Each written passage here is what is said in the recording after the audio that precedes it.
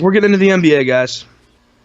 But yeah, so you got Lonzo Ball up in the league. He's a rookie, and I don't know if you guys are following basketball or not. This is just a complete 360 or 180 on the discussions we were just having. But so we got NBA. There's some cool stuff to talk about with that too, like some politics stuff. But our boy Lonzo Ball, number 2, he's got the funkiest shot on earth, but he just knocked one down. So he shoots it. So a conventional shot, if I can show you from here, you're supposed to have your elbow tucked in, and you follow through and you flick your wrist if and your hands up and straight and stuff like that. But what he does is he shoots with his right hand, and he starts on the left side of his head. So when he shoots, he's like swinging it over when he releases it. So like there's a big deal about that because his shooting percentage is really bad and stuff. But he was like all hyped. The big part about him is like he's got his dad, LeVar Ball. Now everybody's heard of that guy. If you haven't heard of him, you're living under a rock. So this guy's got like, I don't know, he's pretty much just like selling off his sons for promotion. It seems like at this point, because like his dad got them all scholarships. When Lonzo, the oldest, I believe, was like, he was probably 16 or 17 or something like that, and his little brother was like 12 or 13. LiAngelo was a little bit between them. So anyways, like he got them all full scholarships to UCLA, full ride, and Lonzo took it. Now he's in the NBA. And his younger brother, got the scholarship. So LiAngelo got caught shoplifting with a couple other players. I'm trying to remember their names, like Jalen Hands, I think was one of them, and another one. And so like they got caught shoplifting in China, which is a big deal over there. Like you can get like 10 years in prison or 20 years in prison, something like that. Mm-hmm. And they had to I don't know to what extent how long they were in jail, but I think they were in jail for at least a day or two. And then they were put into a custody of like hotel lockdown, kind of like basically like just like house arrest but hotel room kind of deal. Yeah. And then eventually there was this like controversy with like Donald Trump, and Donald Trump was like talking about Donald Trump went over to China to talk to the Chinese prime minister about something, and like they were having a conversation, but it so happened that LiAngelo was in prison or in jail while this was happening. So Trump, I guess, somehow had an influence of getting the guys out of there and back over to the United States, because they would have been stuck in prison. And then LeVar went off in this big thing, and he wouldn't thank Trump and stuff. So I got to give Trump credit there, because he probably did get them out. Man, they would have been stuck over there.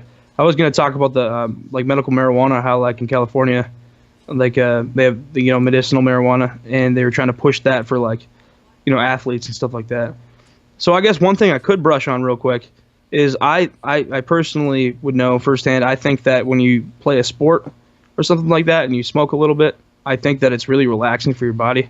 And I think that if you're playing at an elite level and putting that much wear and tear on your body, I think it would be like really good. Like you could consider it medicinal, just in the fact that you're pushing your body to you like to think the elite athletes are pushing themselves like 99% like all the time. And so that wear and tear on your body as you're getting older, especially, it's nice to have like relax. It relaxes some people. Some people get anxiety, so whatever floats your boat, I guess. But it's good for some people. Like some people, it's it's obviously legally medical for some reason. For how bad they say it is, it's still it's medically legal in whatever amount of states, but then yet it's still a Schedule 1 with heroin and whatever. Yeah. It's pretty crazy. Like there's a lot worse stuff out there than marijuana. But anyways, I digress. But you go back to the just the basketball aspect of it. My favorite team is the Detroit Pistons. Donnie, do you have a favorite NBA team? Yeah, I'm a Michigan boy, so Pistons. Pistons, okay. Yeah.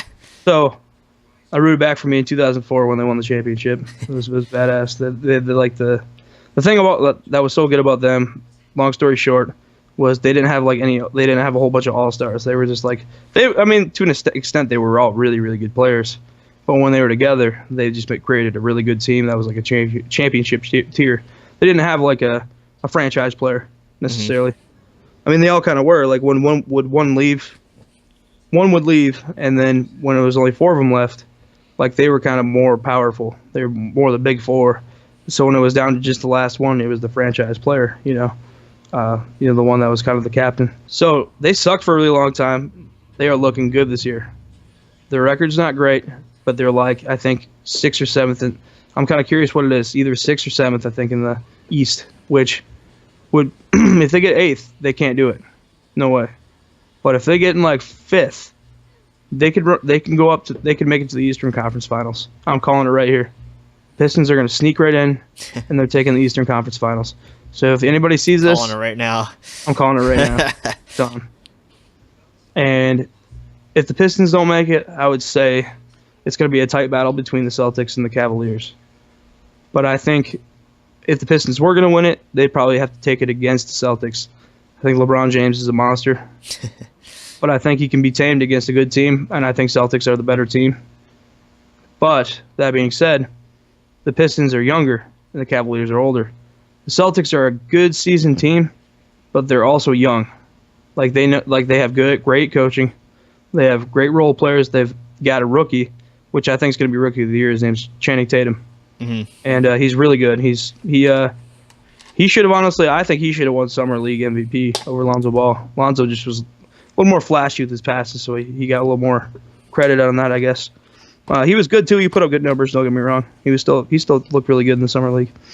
But anyways, yeah, like the Celtics look really, really good, and they're young. So I think that's what the Pistons can compete with, though, because they're raw, young, kind of like the Celtics. The Celtics and Pistons have similar coaching, but Stan Van Gundy,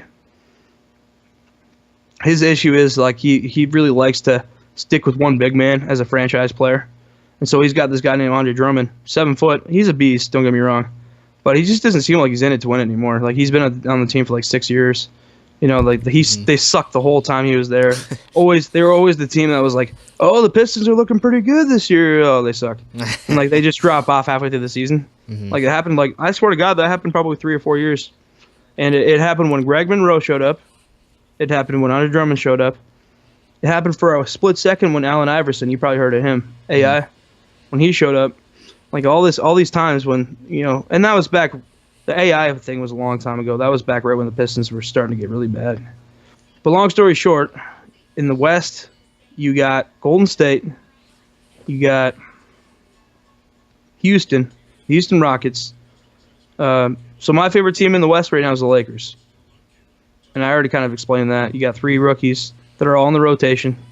I like Kuzma. Kyle Kuzma, Donnie, you got to keep an eye on him. If you got a chance, look up some highlights of Kyle Kuzma. He is a monster. He's a rookie, right? So he's only played 20 NBA games in his entire life, right? He's only played 1 year of college basketball and 4 years of high school basketball. So that's a lot, kind of. But he's playing against guys that have been playing in the league for 12 years. Yeah. You know what I mean? Yeah. He scored 38 points in a win over the best team in the league. Damn. Yeah, that's MVP. That's crazy. That's not Rookie of the Year status. That's MVP status. Yeah. You know what I mean? Like that stuff Kobe Bryant did on the Lakers. Like Kobe Bryant would score 40 points to beat the best team in the league. You know, Yeah. like 38 That's points. insane. It's these days it's a little less significant than it used to be back in like the 80s and 70s. It seems like, but it's still significant. 30 points. I mean, they're putting up 120 sometimes. Probably twice. I'd say between 2 and 3 times a week, you're going to see something between 115 and 120. And so, back in the day, you didn't see it as much. It still happened, and I watched a lot of highlights. I didn't live during the day. I didn't go to I watched a lot more basketball from modern day than I did back then. But yeah, so that's my NBA scoop essentially. But the one thing you got to look out for in the next, I want to say, 2 years is going to be the New York Knicks and the Philadelphia 76ers. Those 2 teams looking good. And the reason being, real quick, is Philadelphia 76ers got Rookie of the Year status, kind of like that guy from Boston. Good. They're close. And to be fair, he was hurt his first year, Ben Simmons.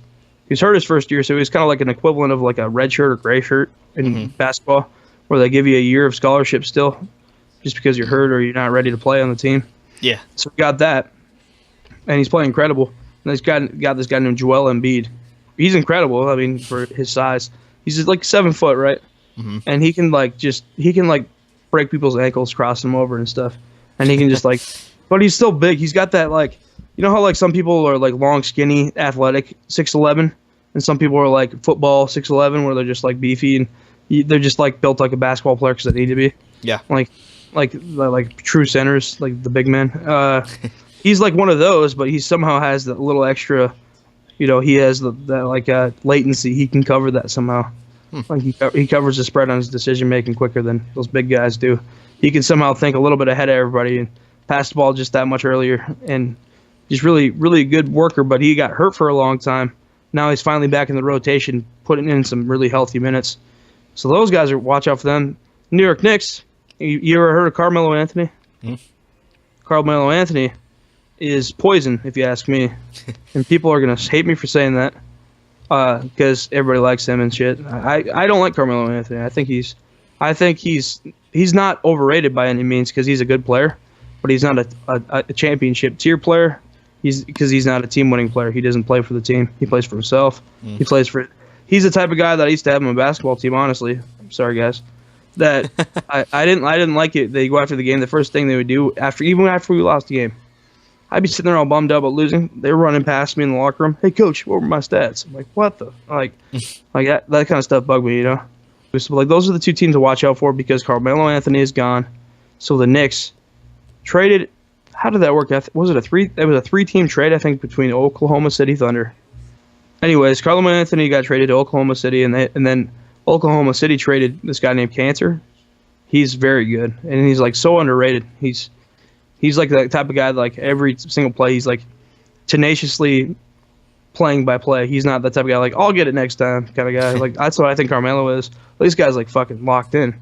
Like Cantor is good, and then. OKC should be a lot better than they are, but they suck because Carmelo Anthony. But now the Knicks got a great grab off that. Cantor's great, and the Knicks got Courtney Lee, up-and-coming good player. They got Kristaps Porzingis. Really, he's a franchise player. Like he's going to be with them for a while, I'd imagine. And then so they got some good base support around that too, and they got some good and they got this guy I love, Jarrett Jack. I heard about him about a year ago. I didn't even know who he was. And so I heard he was going to get traded to the New Orleans Pelicans. Right when the New Orleans Pelicans I don't know, you probably never heard about this, but like when New Orleans Pelicans had Anthony Davis, which is their like franchise player, and they didn't get rid of a whole lot, honestly, but they picked up a guy named DeMarcus Cousins, and he played on the Sacramento Kings. DeMarcus Cousins was a franchise player for Sacramento, but they just couldn't work shit out. Yeah. So then they had two like top tier all-star players in their team. So, but then they're not working out. But I got excited about Jarrett Jack because those two big men needed a little guy to pass them the ball. And I like Jarrett Jack because he's this old man that he plays the game, like, you know what I mean? Yeah. And I'm curious to see how old he is right now. I'm gonna check real quick. He's got to be pushing 35, 36, which is pretty old for NBA. I might be honest, some people are laughing. Oh, dude, that dude's 40. How old is he? Oh, he's 34. So he's still got... Man, he's probably going to be able to play for 2 more years. He's probably got 1 good year left in the tank, and he's got 1 year left after that. That's definitely on the old spectrum of things. And I got one more thing to talk about in basketball. All right. If you don't mind. Yeah. It's a quicker one. So when we're talking about the age thing, I think it's kind of cool to think about how certain people how they use their money and stuff. So like LeBron James uses, I think somebody told me 1 million, somebody told me 5 million. I don't know what it is because I didn't even find a whole lot about it. But LeBron James, I'm going to say 5 million because it sounds a whole lot cooler. Sorry. But if you think about it, LeBron James makes so much money, it's about the same amount of money. And proportionally or whatever. And so, like, LeBron spends $5 million on his body to make sure that it's, like, super rested and super, like, agile and ready. Like, they, like, massages after massages and muscle therapy and, like, physical therapy, like, pre- and post-game, like, stretching and training and, like, nutritionists, cooks, chefs. Like, you know what I mean? Like, everything you could think of. His life is perfectly planned out to make sure his body can stay in the perfect shape. Now, one thing, you know Michael Jordan, MJ? Yeah. Now, in your personal opinion, you don't have to answer this if you don't want. Who do you think's better, LeBron James or Michael Jordan? And I'll tell you who I think and why in a second. What do you think? They're Michael both Jordan's fuck- classic. He is, dude. He's throwback, and that's the whole thing about him because we didn't live back then, so we don't know how Yeah, I we don't. didn't watch every game, you know. I've heard Like, about that's- him, but he didn't. Yeah, you see the like the what was it? His boxer commercials and his hot dog commercials and stuff. He's like, who's this guy? And, but then you see Kobe Bryant too. He's like, oh yeah, Kobe boy, laying it up.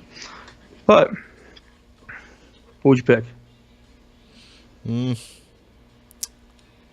Probably MJ. Fair enough. Okay, here's the one reason I would say I'd take LeBron James. Because it's close. Because there's a whole bunch of reasons why I say you take MJ.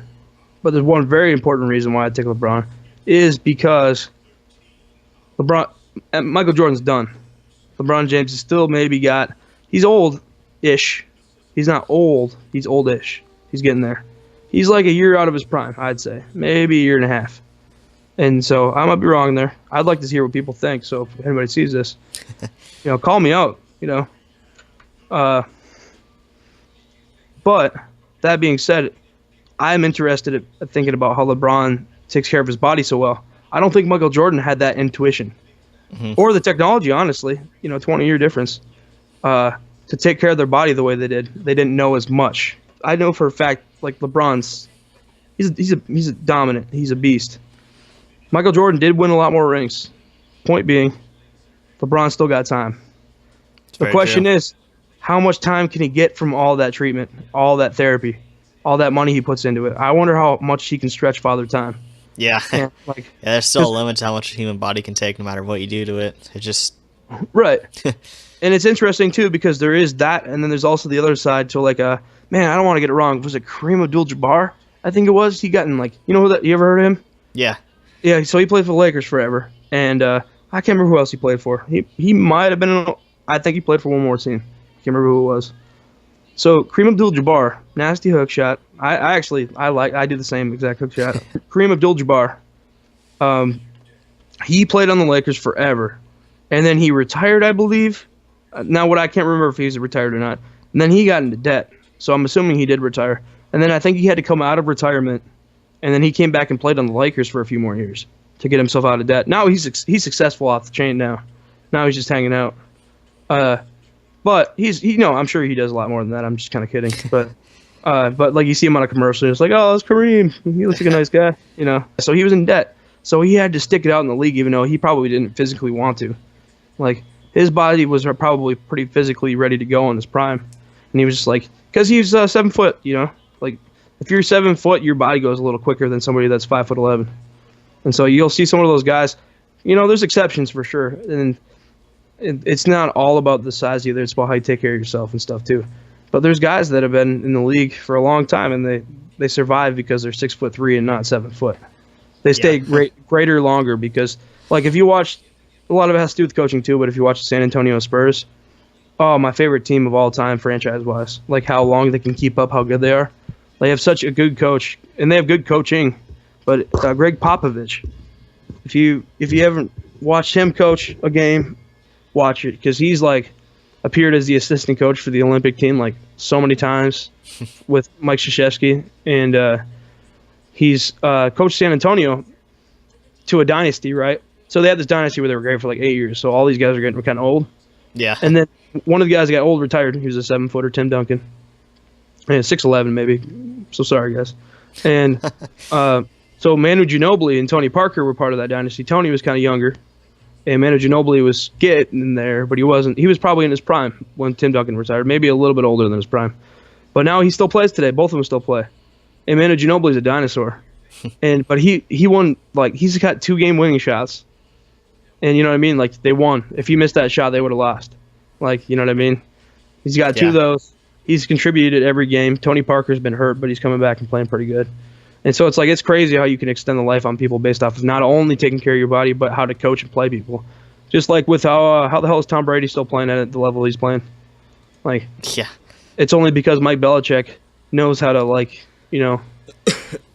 basically build an offensive line and build a quarterback to be smart about his body. Yeah. It's insane. And you see some quarterbacks that just get torn up from day one. You wonder if that's coaching or body. Sometimes everybody's like, oh yeah, he's just, certain people get hurt like that. I was like, well, that's true, very true. Just people always say that. They never like they're quick to blame the body before the coaching. Mm-hmm. It's like, well, did you teach him not to do that?